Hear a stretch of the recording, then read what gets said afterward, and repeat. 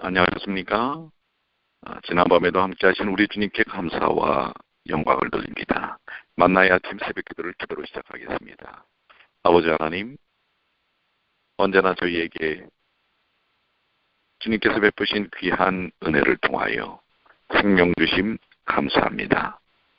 이 아침에도 말씀을 펼치며 생명의 말씀을 먹게 하여 주시니 주 안에서 활력을 얻게 하여 주시옵소서.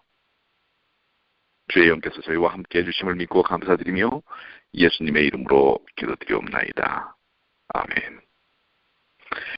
여러분은 어떠십니까? 이 서머타임이 해제되면서 시차에 대한 좀 차이가 있지요. 저도 계속 2시, 3시 이렇게 새벽에 일찍 깨게 되는데요. 여러분들은 어떠신지 모르겠습니다. 오늘도 주님께서 주시는 말씀의 능력을 통해서 비록 시차로 인해서 피곤하실지 모르지만 활력을 얻는 하루가 되시게 되길 바랍니다. 오늘은 잠언 19장 11절로 20절까지 있는 말씀입니다. 잠언 19장 11절로 20절입니다. 노하기를 더디하는 것이 사람의 슬기요 허물을 용서하는 것이 자기의 영광이니라. 왕의 노함은 사자의 부르짖음 같고 그의 은택은 풀 위에 이슬 같으니라. 미련한 아들은 그 아비의 재앙이요 다투는 아내는 이어 떨어지는 물방울이니라. 집과 재물은 조상에게서 상속하거니와 슬기로운 아내는 여호와께로서 말미암느니라. 게으름이 사람으로 깊이 잠들게 하나니 해태한 사람은 죄될 것입니다. 계명을 지키는 자는 자기의 영혼을 지키거니와 그 행실을 삼같이 아니하는 자는 죽으리라. 가난한 자를 불쌍히 여기는 것은 여호와께 꾸이는 것이니 그 선행을 갚아 주시리라. 내가 내 아들에게 소망이 있은즉 그를 징계하고 죽일 마음을 두지 말지니라. 노하기를 맹렬히 하는 자는 벌을 받을 것이라. 내가 그를 건져주면 다시 건져주게 되리라. 너는 권고를 들으며 훈계를 받으라. 그리하면 내가 필경은 지혜롭게 되리라. 우리가 계속해서 잠언의 말씀을 공부하고 있는데요. 이제 19장이니까 후반부로 이제 넘어가게 됩니다. 잠언은 31장까지 있지요. 그동안 우리가 나눈 말씀들을 마음속에 잘 새기시고 삶을 통해 적용한다면 정말 지혜로운 슬기로운 삶을 살게 될 것이라고 생각이 됩니다. 오늘도 아주 주옥 같은 귀한 말씀을 주시는데요. 11절에 노하기를 더디하는 것이 사람의 슬기요 허물을 용서하는 것이 자기의 영광이니라. 자, 노하기를 더디하는 것, 이것이 사람의 슬기라고 말씀합니다. 우리는 왜 노하기를 더디하는 것이 필요할까요? 그것은 실수하지 않기 위해서, 또 다른 이의 부족을 긍휼히 여기고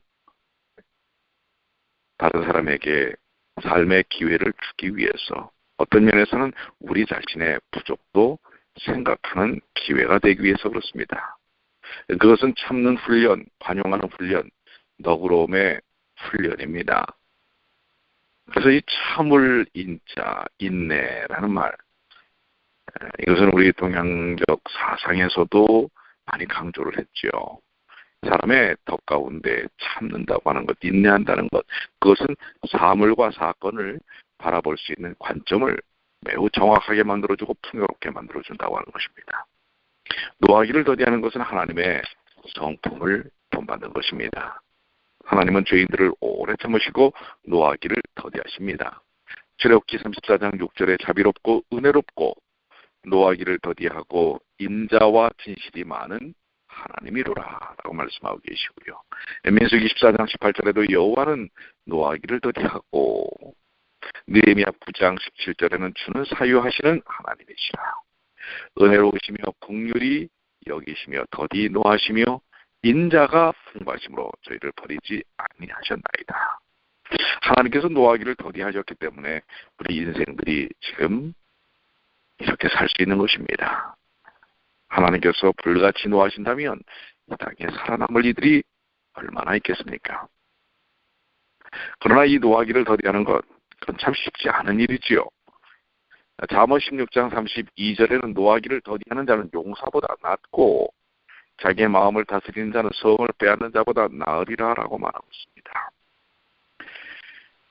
자, 우리 어떤 상황, 우리의 감정에 자극이 오는 그런 순간들이 왔을 때 오늘의 말씀처럼 노하기를 더디하시고 말하기를 더디하시고 반응을 더디하시는 지혜를 갖게 되시길 바랍니다. 또 본문의 말씀은 허물을 용서하는 것이 자기의 영광이니라 라고 말씀하고 있습니다. 잠언 10장 12절은 미움은 다툼을 일으켜도 사랑은 모든 허물을 가리운다 라고 말씀하고 있습니다. 남의 죄를 용서하는 것은 하나님의 사랑을 본받는 것입니다. 하나님께서 우리를 용서하여 주셨듯이 우리 또한 용서받은 사람은 용서하게 되는 것입니다. 사도 바울은 에베소 4장 32절에 너희는 서로 인자하게 하며 불쌍히 여기며 서로 용서하기를 하나님이 그리스도 안에서 너희를 용서하신 것과 같이 하라. 용서만큼 귀한 신앙적 덕목이 없습니다. 여러분을 용서하지 않으면 여러분 자신이 그 무거운 짐들, 죄의 짐들을 짊어지고 계신다는 것을 아십니까?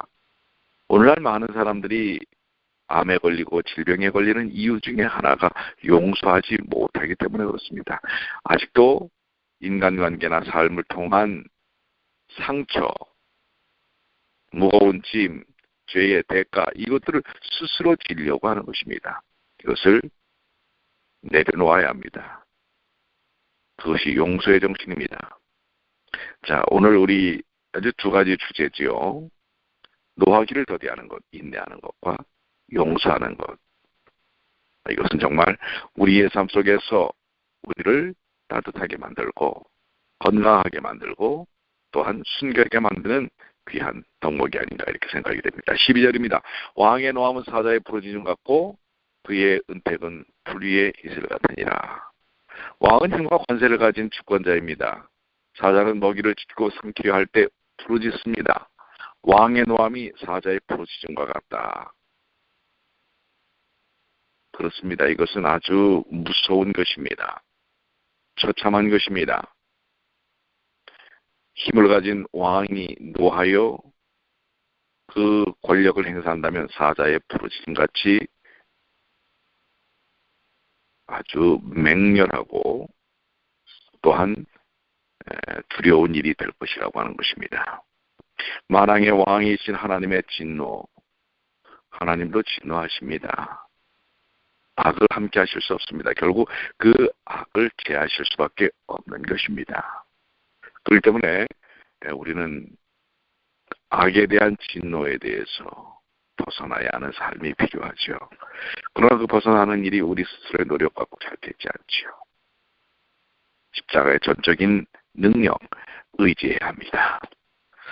여러분 아시는 것처럼 노아의 시대에 온 세상이 부패하고 강포해졌을 때 하나님께서는 홍수로 온 세상을 심판하고 멸하셨습니다. 물론 120년 동안 참으로 놀라운 기회들을 주셨습니다. 너무나 많은 기회들을 주셨습니다. 그러나 그것을 인생들이 선택하지 않았지요. 결국 그것은 멸망입니다.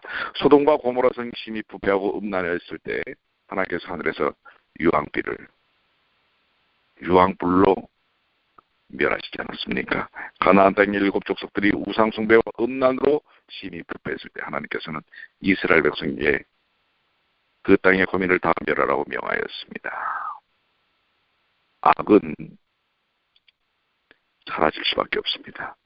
그것이 왕의 노함, 마지막 날 하나님의 노함 속에서 나타날 것입니다. 그러나 그리스도의 십자가 안에 숨겨진 자들은 구원을 경험하게 되는 것입니다. 여기 본문에서 그의 은택은 불 위의 이슬 같으니라. 그의 풀은 새벽 이슬로 생기를 얻어 파릇파릇 활기를 얻습니다. 왕의 은택과 호의로 백성들은 좋은 것을 얻습니다. 그것은 바로 인류의 왕이신 예수 그리스도의 십자가의 은혜로 우리는 생명의 이슬을 머금게 되는 것입니다. 오늘 이 아침에 은택은 불 위의 이슬 같으니라 라는 것처럼 하나님의 은혜를 풍성히 아침 이슬처럼 머금는 주님의 귀한 자녀들이 되시길 바랍니다. 13절 미련한 아들은 그 아비의 재앙이요 다투는 아내는 이어 떨어지는 물방울이니라. 자, 미련한 자녀는 하나님을 경외하지 않고 부모님을 공경치 않고 게으르고 죄만 짓고 방탕한 자녀입니다. 그렇습니다. 네, 그러한 미련한 아들은 그 아비에게 재앙이 되고 맙니다. 여기서 재앙이라는 원하는 멸망이라는 뜻입니다. 미련한 자를 아는 자는 근심을 당하나니 미련한 자의 아비는 낙이 없느니라 라고 잠언 17장 21절에 이미 말씀하고 있었죠. 자녀는 부모의 대를 이어가는 유업을 잇는 부모의 기업입니다. 자녀가 잘되면 부모에게 기쁨과 낙이, 영광과 복이 되지만 자녀가 잘못되면 부모에게 근심과 슬픔과 수치와 또한 멸망이 되는 것입니다. 그렇기 때문에 자녀 교육을 사실 잘 할 필요가 있고요. 자녀들은 부모의 건강한 뜻을 잘 따르는 일들이 필요합니다. 자, 여기 특별히 또 다투는 아내는 이어떨어지는 물방울이라고 얘기하고 있습니다. 여기는 아내의 역할에 대하여 이야기를 하는데요. 다투는 아내. 아내의 역할. 사실 우리 사자성어에는 현모양처라는 말이 있죠. 엄마, 따뜻한 엄마, 지혜로운 엄마의 역할과 또한 선한 남편을 잘 내조하는 아내의 역할, 내조자로서의 역할이 아내의 모습이라고 성경은 이야기하고 있습니다. 그런데 여기 다투는 아내다. 이것은 어떤 모습일까요? 자기의 의식에 갇혀져 있기 때문에 남편과 또 주변 사람들과 항상 다투고 싸우는 그러한 아내는 자, 이어서 떨어지는 물방울, 끊임없이 상대방을 괴롭게 한다는 말입니다. 잠언 12장 4절에 욕을 끼치는 여인은 그 지아비로 뼈가 썩음 같게 하느니라. 또 이제 앞으로 나올 잠언 21장 9절에는 다투는 여인과 함께 큰 집에 사는 것보다 움막에서 혼자 사는 것이 나으니라. 오히려 모든 매사가 부정적이고 싸우려고 하는 경향을 가진 그러한 성품의 부인은 결국 가정도 화목하게 하지 못할 뿐만 아니라 또한 사회도 건강하게 만들지 못한다는 것입니다. 이것은 비단 아내라고 하는 입장에 있는 사람들만의 이야기는 아니지요. 우리 모두가 다투는 의식, 뭔가를 항상 이렇게 부정적이고 대립적이고 아주 파이트한 싸움의 경향을 갖는 그런 시각을 갖는다면 이것은 행복한 삶을 이룰 수가 없습니다. 그리스도인은 물론 우리 앞에도 나와 있는 말씀이지만 다른 사람들의 잘못을 용서하고 또 너그럽게 받아주고 사람이 사람을 바꾸기 어렵습니다. 그런데 우리는 자꾸 내 의지로 다른 사람을 바꾸려고 합니다. 그러다 보니까 다툼이 일어나지요. 오늘 다른 사람을 바꾸려고 하지 말고 내 자신을 바꾸는 일이 필요합니다. 다투는 아내는 이어떨어지는 물방울이니라. 괴로움을 떨치는 그런 브로큰 메이커로서의 삶이 아니라 피스메이커의 삶이 우리 그리스도인의 삶이 되어야 할 것입니다. 14절입니다. 집과 재물은 조상에게서 상속하거니와 슬기로운 아내는 여호와께로서 말미암느니라. 우리 13절과의 말씀에 상당히 대비적인 것인데요. 재물들은 조상에게서 상속되겠지만 슬기로운 아내는 하나님께로 난다는 것입니다. 아까 다투는 아내는 이렇게 이야기하는 것과 대비해서 슬기로운 아내는 여호와께로 말미암느니라. 그렇습니다. 우리가 슬기로운 삶, 다투는 인생이 아닌 슬기로운 삶을 살기 위해서는 하나님께 매여 있는 사람이 되어야 합니다. 말씀을 묵상하고 언제나 하나님 중심적인 삶을 사는 사람입니다. 인생의 주권자가 하나님임을 믿고 따르는 사람인 것입니다. 오늘 그런 사람이 되기를 소망합니다. 15절, 게으름이 사람으로 깊이 잠들게 하나니 해태한 사람은 줄일 것이니라. 그렇습니다. 게으른 사람은 깊이 잠들게 한다. 게으름은 자기 할 일을 등한시하는 것, 시간을 낭비하는 것, 놀고 먹는 것을 가리키는데요. 그런 사람은 잠도 하루에 아마 깨어있는 시간이 별로 없을 수도 있습니다. 잠언 6장 9절에 게으른 자여 내가 어느 때까지 듣겠느냐, 내가 어느 때까지 잠이 깨어 일어나겠느냐, 이렇게 말씀하고 있죠. 여기 해태한 자라는 말은 나태한 자, 게으른 자는 줄일 것이라고 얘기합니다. 여기 해태한 자는 나태한 자를 이야기하는 것인데요. 자, 그렇기 때문에 게으르고 해태한 사람은 줄일 수밖에 없습니다. 궁핍해질 수밖에 없다고 하는 것을 이야기하고 계시는 것입니다. 성도는 성실하고 부지런해야 합니다. 물론 잠도 충분히 자야 합니다. 그러나 너무 늘어지는 인생은 건강할 수 없습니다. 성실할 수 없습니다. 건전할 수 없다고 하는 것입니다. 16절, 계명을 지키는 자는 자기의 영혼을 지키거니와 그 행실을 삼같이 아니하는 자는 죽으리라. 하나님의 계명은 사람의 바른 길, 선한 길을 제시하는 것입니다. 계명을 지키는 것은 의와 선을 행하는 것이죠. 성도는 예수 그리스도의 의 안에서 의를 행하며 그리스도의 영광을, 하나님의 영광을 드러내는 삶을 사는 것입니다. 그렇기 때문에 계명을 지키는 것은 자기의 영혼을 지키는 것입니다. 의롭게 살았던 노아는 홍수로 멸망하는 세상에서 방주로 구원을 받았습니다. 믿음과 순종의 사람 여호수아와 갈렙은 그들만이 가나안 땅에 들어갔고 다른 이들은 다 광야에서 멸망을 당하였습니다. 말씀대로 사는 일이 필요합니다. 말씀을 따라 사는 것이 영혼을 지키는 것입니다. 그런데 행실을 삼같이 않는다라는 것은 자기 마음대로 사는 것입니다. 자기 의식대로 판단하고 사는 것을 이야기하는 것입니다. 에스겔 18장 20절, 범죄하는 그 영혼은 죽을지니라 라고 분명히 말씀하고 있습니다. 로마서 8장 13절에도 너희가 육신대로 살면 반드시 죽을 것이로되 영으로서 몸의 행실을 죽이면 살리라. 우리가 성령 중심의 삶을 살아야 할 것을 이야기하고 있는 것입니다. 행실을 삼가하라.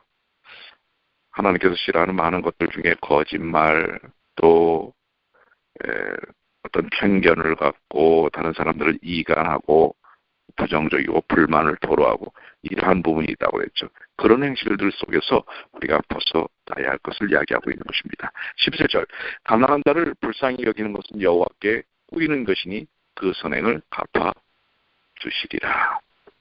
그렇습니다. 가난한 자를 위하여 돕는 것은 하나님께서 우리에게 은혜를 베푸실 일이라고 하는 것입니다. 그렇기 때문에 우리 그리스도인 삶은 가난하고 어려운 사람들을 돌보는 일이 필요합니다. 그리고 그 행위에 대해 하나님은 은혜로 갚아주신다고 하는 사실입니다. 18절, 내가 내 아들에게 소망이 있은즉 그를 징계하고 죽일 마음은 두지 말지니라. 우리는 자녀를 의지하지는 않으나 자녀에 대한 소망을 가집니다. 성도들은 그의 자녀가 경건하고 선한 인격자가 되어 하나님을 위해 일하고 복된 가정을 이루고 살기를 소망합니다.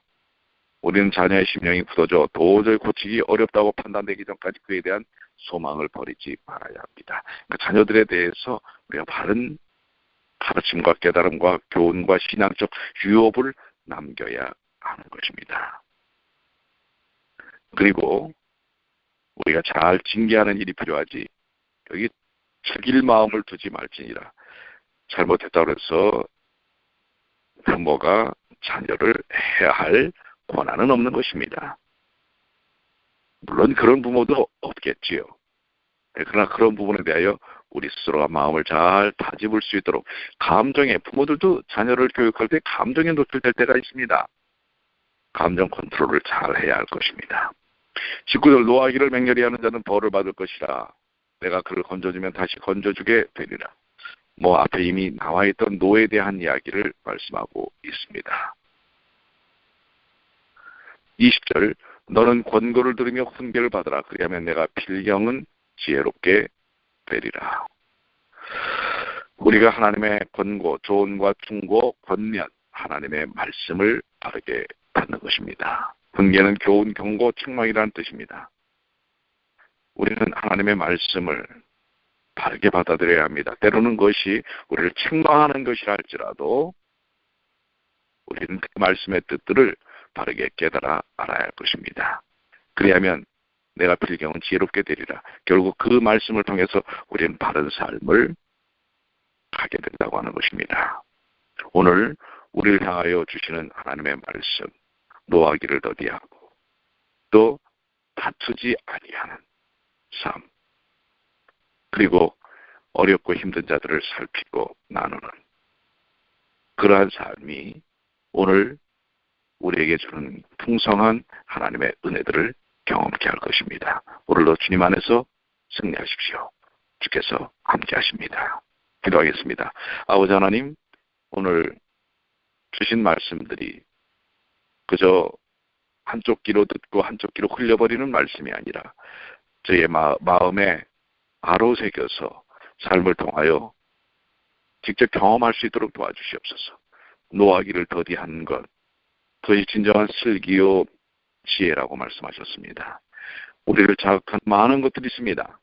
그때마다 우리가 그 노에 반응을 한다면 우리 스스로 화병이 걸려서 죽을 수밖에 없습니다. 병이 걸립니다. 아버지 하나님, 그럴 때 허물을 용서하는 삶, 나의 감정을 주님께 맡김으로써 그 모든 상황들을 잘 이겨내는 지혜로운 삶을 살도록 도와주시옵소서. 오늘도 얼마나 많은 삶의 도전들이 있을지 모릅니다. 그 도전들을 능히 내 의지로는 되지 않지만 하나님의 능력으로는 됩니다. 주님을 바라보고 주님의 능력을 부여잡는 주님의 귀한 자녀들이 되게 하여 주시옵소서. 오늘도 주님 안에서 승리케 하여 주시옵소서. 주께서 저희들의 삶을 치유하시고 회복하시고